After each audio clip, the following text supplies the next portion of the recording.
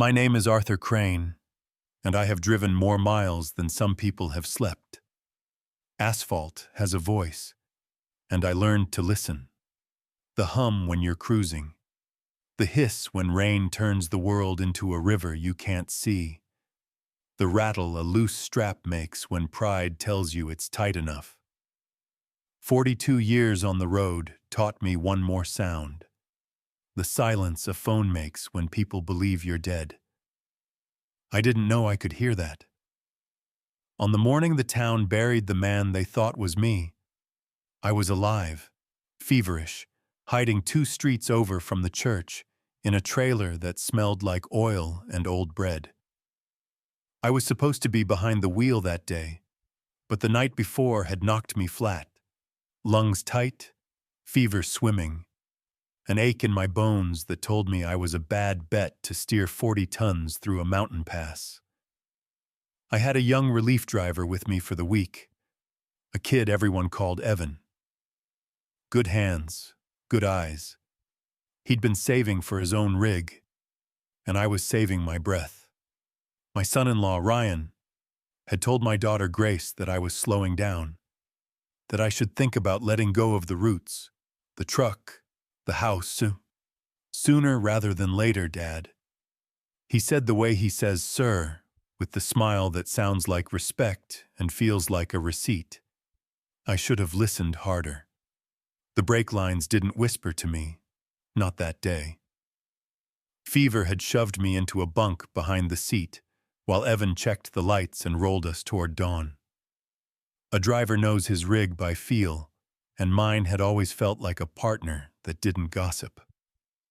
That morning it carried a secret I didn't know how to ask about. Evan didn't make it to noon. The highway report used words that shouldn't share a sentence. Failure, descent, fatality. By the time I pulled myself up, the world was already telling a story about me. The wallet I'd left in the cab that morning, the medicine card, the license, the pictures, burned my name into a stranger's report. They covered a body and wrote Arthur Crane. The face wasn't there for anyone to argue with. Ryan cried first when they told Grace. He has the talent of arriving at emotion before the facts. He held my daughter while the detective spoke in careful syllables, and before the sun went down, he had arranged a cremation for the man they thought was me. He said it was what I would have wanted. No fuss. Arthur was practical. I am practical. I am not a fire.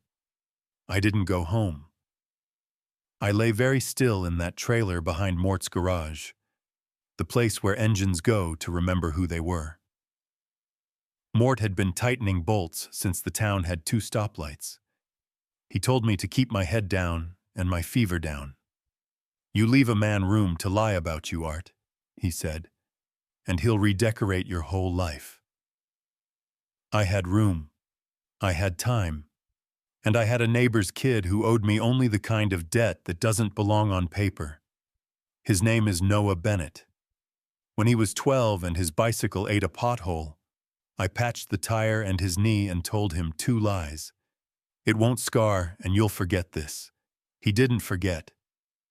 Years later, when I'd be gone 5 nights at a stretch, Noah mowed my lawn and refused to take money unless I hid it in his backpack. I used to call him Kid. He's 24 now, tall enough to unnerve door frames, eyes like a sky that can go from kind to storm in one sentence. I called him. He came to Mort's without knocking, carrying 2 coffees and a mouthful of questions he swallowed out of respect. He looked at me like he was taking attendance. "You're alive," he said. "I am," I said. "Someone else isn't." I told him about Evan. I told him about the wallet. I told him about Ryan's timing, the way he'd started dropping hints about my health, my roots, the house. I told him I could feel the shape of a plan the way you can feel a storm on bones that don't forget. I told him I didn't have the lungs or the face to walk into the station and convince anyone I wasn't a ghost. Then we show them, Noah said. What do you need me to do? I wrote him a list on an oil-stained envelope. I didn't waste words. He didn't need them. Rest stop camera, the one before the mountain. Talk to whoever has the key to yesterday. Smile. Get the hour the hood popped. Get it in writing. Receipts. If someone bought anything they shouldn't have, it left paper. Find the store that sells the kind of thing you only buy to fix what shouldn't be broken. Ask for copies, dates, times, phone places. Ryan treats his phone like a diary. Walk with Grace if she'll let you. Ask where he was when I was supposed to be sleeping. Insurance file. If he changed it, it changed somewhere. I don't need to know penalties. I need to know when. My rig's eyes. The camera I put in the cab doesn't sleep. Pull the bit where the door opens when no one should be opening it. Noah read the list and nodded once. Okay, he said. You stay put. You don't show your face, not even to your shadow. I'm tired of being a rumor, I said. You'll be a reckoning, he said. Tomorrow. The town spoke kindness with its mouth and certainty with its feet. The same people who had signed their names on the side of my truck when I drove it to a festival now put their palms on my daughter's shoulders and said they were sorry in present tense. I was sorry in every tense I could conjugate. Mort kept me fed with things that might have been soup once. He kept a thermometer like a pastor keeps a Bible. You need discipline, he said, more than medicine. He meant rest. I heard vengeance. We were both right, just not in the same language. Noah moved through town like a question nobody wanted to answer. He carried a legal pad and a smile that made people hand him what they weren't sure they should. He called it being ordinary with a purpose. Day one, he brought me the rest stop angle. Grainy footage of a figure moving under the trailer at an hour when people are supposed to be sleeping. The camera didn't know Ryan's name, but it knew his gait. Day two, he had the receipts, the kind that sit in drawers until someone asks the right person with the right voice. He didn't tell anyone what he was really looking for. Inventories, he said. We're tracing a defect. People want to help when you make them heroes of a problem without faces. Day three, he took Grace for coffee and asked to see the family plan on her phone, the map that records where we've been in case we need to miss where we are. She didn't argue. Grief turns questions into chores. The dots told a story. Ryan was where I used to be, where I planned to be, where Evan drove instead of me. A string of coordinates pulled tight around the hour I was most vulnerable. Day four, he called the insurance office and asked about policy updates, as if he were helping Grace sort paperwork she didn't want to see. The woman on the line had practiced the sound of compassion. She gave him the dates like she was handing a man a tissue. Beneficiary change. 2 months ago. Clause about expedited arrangements. Last week. On the morning of day 5, when the town arranged to burn a man who was not me, Noah came to Mort's with a small box. He set it on the workbench and opened it without drama. Inside was a flash drive, a printed page, and a note that only said, "You were right." "The camera in your cab got this," he said, tapping the drive. 2:02 in the morning. Door opens. No Evan. Big shoulders. Moves like he owns the world. The printed page. Rest stop log. The manager wrote the time he saw the hood up, and he signed it. The note. Noah smiled, the kind of smile you use when grief makes you polite. Grace wrote that part. She looked at the map and the dates and the receipts and said, My husband is not who I thought. She wanted me to tell you she's sorry for not knowing sooner. I held the box like it was a newborn I wasn't ready to name. Not enough for court, I said, because I've lived long enough to know what is and isn't. Enough to get the police to listen, Noah said. If the police are listening to the right person. I don't have that face anymore, I said. Not now. Not like this. Noah nodded toward Mort. He does, he said. The department owes him favors they'd rather not owe. Mort spat into a coffee can he kept for philosophy. I owe you more than favors, Art, he said. Let's spend one. The detective who met us didn't laugh when he saw me. He didn't reach for a hand the way people do when they want to greet a ghost. He looked at the footage. He looked at the paper with the rest stop manager's tired signature. He wrote a name in a small notebook and pressed the tip of his pen against the page until the ink agreed with him. We'll be at the service, he said. I'll be there too, I said, and something in his jaw flicked.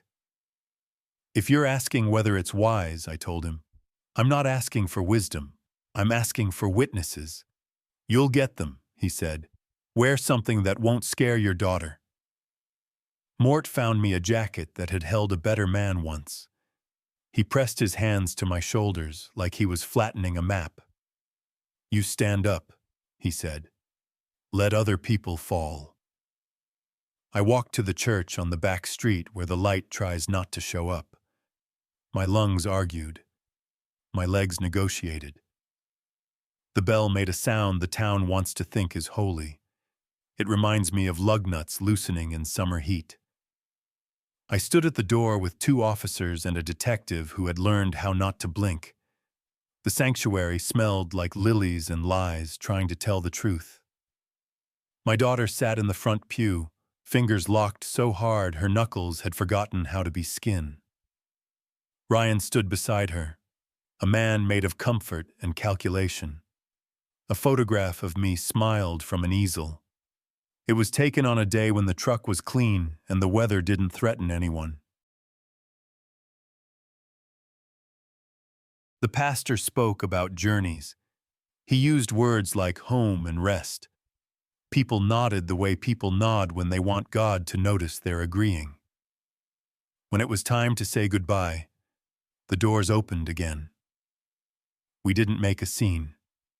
The detective walked first, then the officers. I followed, alive. There are moments when a room recognizes something before it names it. Breath holds its hand over every mouth. The pastor froze with his book open, like a man who remembered a line too late. Grace saw me and stopped being a person for 3 seconds. Then she became a person more fully than I've ever seen her be. She didn't run to me. She stepped away from Ryan. Ryan's face did math. It couldn't solve the problem quickly enough. He reached for Grace's elbow, like a man reaching for the railing of a ship that just decided to be a storm. The detective put a projector on the piano and pressed play. I didn't speak. I didn't need to narrate. The sanctuary watched a shadow bend under a trailer at an hour without a reason. It watched a door open on a cab where no one had the right to be. It watched a line of dots on a map show a man who couldn't stop himself from being where he shouldn't. The detective didn't ask questions. He turned to Ryan. You can come with us, he said, or you can make it worse. Ryan chose the door that didn't have an exit sign over it. The officers met him there. Handcuffs make a sound that isn't loud until a room hears it. People who loved me kept loving me. People who loved the idea of me decided to wait and see. Grace stood in front of me like a woman who had lost a father, found him, and lost something else worth less and more at the same time. Dad, she said, and the word came apart in the middle. I know, I said. I know. I didn't touch her. I wanted to. But grief doesn't need witnesses leaning on it. It needs a place to sit. I moved so she could have the space my body had been taking up in the picture. There was another casket in the room, the one that mattered most. The boy who had taken my wheel, Evan Parker. He wasn't family by blood. He was family by the stupid courage of saying yes to an old man who should have said no to himself. I walked to his mother and gave her the envelope Noah and I had filled with the money that mattered and the words that mattered more. It said, "Every Thursday, for as long as I have breath, you will not be alone. In your boy's name, a fund will fix more than metal. It will keep other sons alive." She didn't read it there. She held my hands like she was checking if they were real. "You should have been in that box," she said. And then she flinched at her own sentence. And then she didn't take it back. Because truth doesn't always put on company manners. "I know," I said. "I know." If this were a different story, someone would have raised a voice and everything after that would be shouting. But my life learned to speak quietly long ago. The detective said what the law needed to say. The pastor said what the room needed to hear. Grace asked if she could come home with me, and I said yes because no would have been punishment, and I don't punish people for not seeing what I hid from them. The papers said alleged. They said investigation. They said shock. They did not say the word I kept tasting in my mouth, mercy. Mercy is not a feeling. It is a choice you make when your anger has better aim than your love. Noah drove me to Mort's. He didn't talk much. He watched the road like a man who has decided it is a friend worth keeping. When we parked, he turned to me. "You did it," he said. "I hid," I said. "You did it." "You told me where to look," he said. "You told me how to ask. You let me be useful." "That's a kind of love," I said, "letting someone help."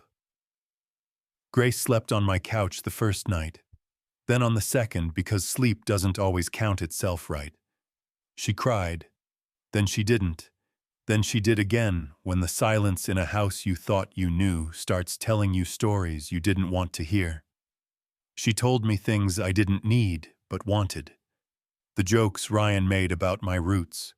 The way he had been memorizing my calendar, like a man learning a victim's habits. "I should have seen it," she said. "He made sure you wouldn't," I said. "Will you forgive me?" she asked. Forgiveness is a door that doesn't always open from the side you knock on.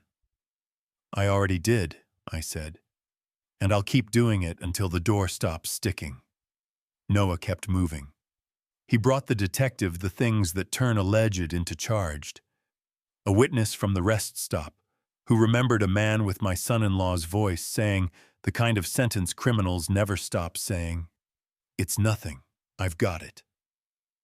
He found the receipt from a store that sells trouble disguised as convenience. He found the email where Ryan pushed for the immediate arrangement of ashes, calling it kindness. Mort gave a statement, too. He said he'd seen men like Ryan before. He didn't say he used to be one. That's his story, and he will or won't tell it in his own time. The prosecutor asked to meet me. He wanted to know if I intended to press charges so hard they'd crack the floor. I told him I intended to tell the truth and stand back while it did what it does. He said that was convenient for him. "Convenience isn't a sin," I said. "It's when you confuse it with justice that people get hurt." He smiled in a way that told me he had been hurt by both. Some people wanted me to get back behind the wheel. They said the road would make me remember who I was. I didn't forget who I was. I forgot who everyone else thought I had to be to keep them from blaming themselves for not seeing. I kept the truck. but I let go of the miles. I hired 2 young drivers. Noah handpicked them because he has a nose for character and a grudge against waste. I pay them fair, and I ask them to call their mothers. Every week I stand in front of the vocational class at the community center and tell them what pride sounds like when it's pretending to be skill. I visit Evan's mother on Thursdays with groceries and a list of things that break in houses nobody has money to fix. Door hinges, washing machines that forget the middle of their job, the kind of lamps that only turn on when you threaten them. Sometimes she lets me work. Sometimes she makes me sit while she tells me stories about Evan, as if I hadn't met him. It's a mercy I don't deserve that she lets me be bored by grief. Grace comes by with questions that don't have answers yet. She asks if she missed the first signs or the last ones. I tell her missing signs is a hobby people take up when they fall in love with the wrong idea. I tell her love isn't a failure just because it loses. We don't say Ryan's name unless we have to. The case moves the way cases move, slow on purpose and slower by accident. When it's done, there will be a sentencing, words that turn into numbers and rooms with doors that only open one way. That's for the law to decide. I have other things to decide. I decided the scholarship would be called the Evan Parker Thursday Fund.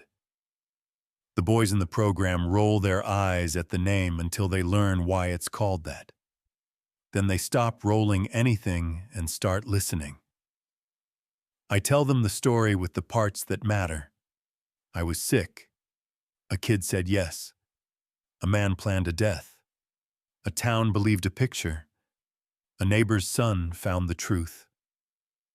I walked into a funeral and offered a life back to the living. Sometimes I go to the back of the church when no one is there and sit where Grace sat and look at the place where my picture stood. I imagine being dead in a way that feels useful.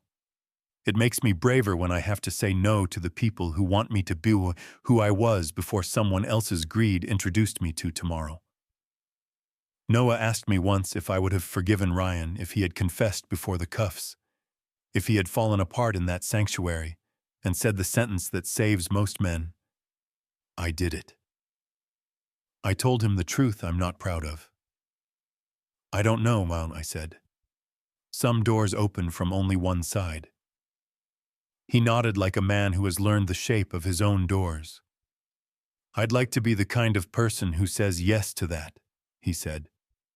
So would I said. Maybe the point is wanting to be. Maybe that's how the hinge gets oiled. On the night when the first snow tried on the town like a coat that didn't fit yet, I stood in the yard and listened. The highway is far enough that you can hear it without knowing you are. The sound feels like a memory you forgot to make. I counted my breaths. They didn't come easy. They came like guests who knew they hadn't been invited and brought their own chairs anyway. Mort walked up and handed me a mug that could legally count as a weapon. You still thinking? He said. Trying not to, I said. He sipped like he believed in whatever he'd poured. You know what I like about you, Art? You didn't confuse disappearing with cowardice. You needed the quiet. You took it. Then you showed up loud enough to make a room stop talking. I had help, I said. Everybody who tells the truth says that, he said. Everybody who lies says they did it alone. We stood there until the snow decided to be serious. He slapped my shoulder, which is how men like him say they love you. Come inside, he said. You're old. I am, I said. Apparently not as old as the man they burned. He winced and laughed at the same time. You're awful, he said. I'm tired, I said. There is a sentence I keep taped to my bathroom mirror, because mornings are mean. Noah wrote it for me on the back of a receipt the day before we walked into church. We don't owe vengeance. We owe truth. I read it every day and try to believe it when other sentences get loud. You should have died. Evan should have lived. Grace should have known. Ryan should have been kind. You should have been stronger. You should have been driving. You should have known what you didn't know. Should is a thief with a gentle hand.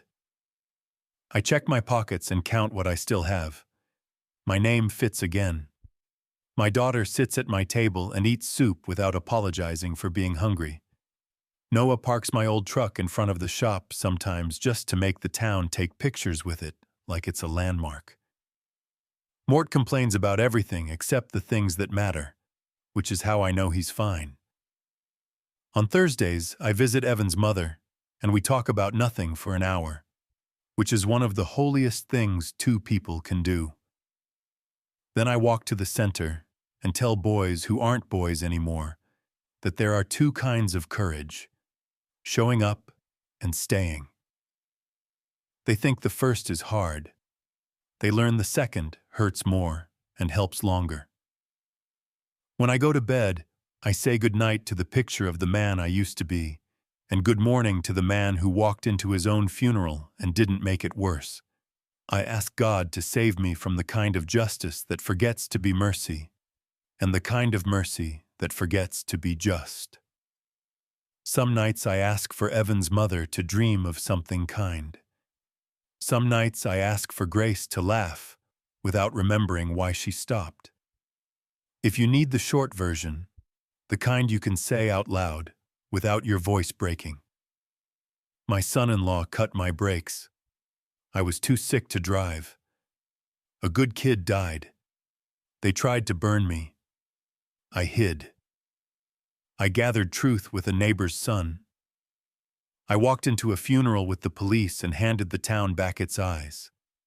If you want the truth that doesn't fit on a card, love with a spine is not cruelty.